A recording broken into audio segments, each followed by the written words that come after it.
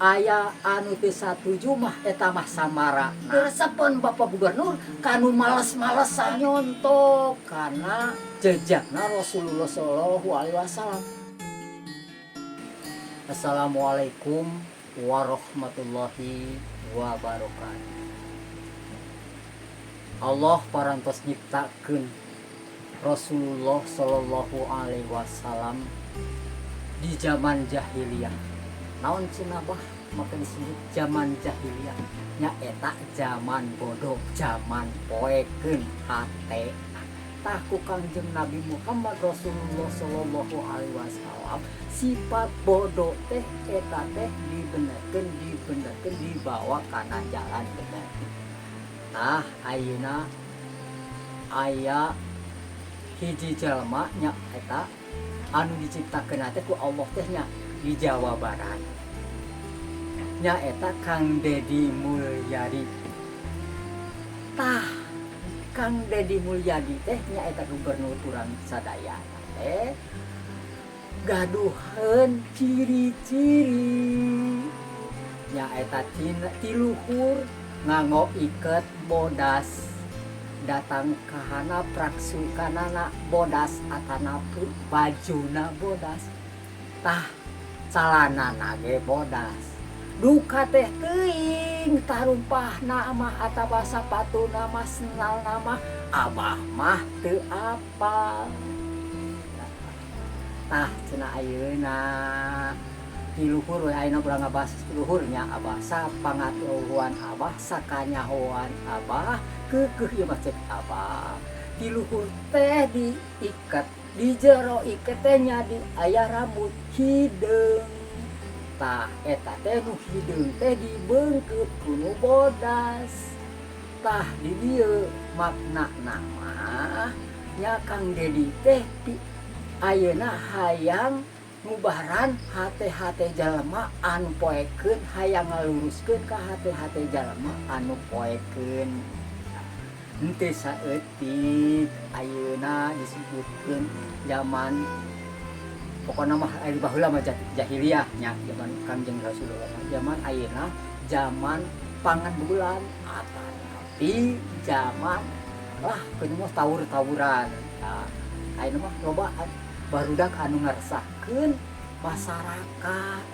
Tah ku Kang Dedi Mulyadi teh atawa ku gubernur urang teh eta teh diluruskeun anu kitu teh bahkan dibawa ka barak militer gitu. Henteu saeutik eta dina ieu anu komplain mah kitu nya ngan teu ngalobaan teu salobaan nu satuju kana gagasan atawa pelaturan anu diieukeun ku Bapak KDM.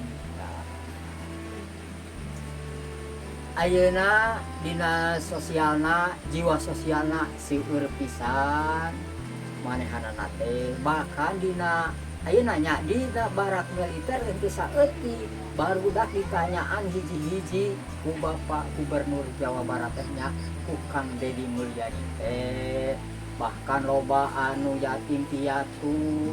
Tah di ieu sosialna Bapak Gubernur urang teh budak teh eta teh diangkat ku Bapak Gubernur teh loba pisan dijadikeun anak angkat bahkan loba anu dimasantrenkeun eta teh demi kamajuan maranehanana lain jam kamajuan Bapak Gubernur eta teh justru ujang kahadean manehanana kahareupna supaya manehanana teh ulah katalanjuran dina poekeun gitu.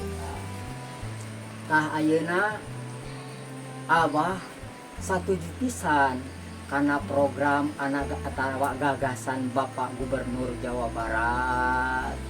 Tah saupamana Bapak aya anu teu satuju mah eta mah samarana eta mah tantanganana kanggo Bapak. Da dibandingkeun anu teu satuju jeung anu satuju seueur keneh anu satuju bahwa kuring oge satuju pisan kanu digagaskeun ku Bapak Gubernur Jawa Barat.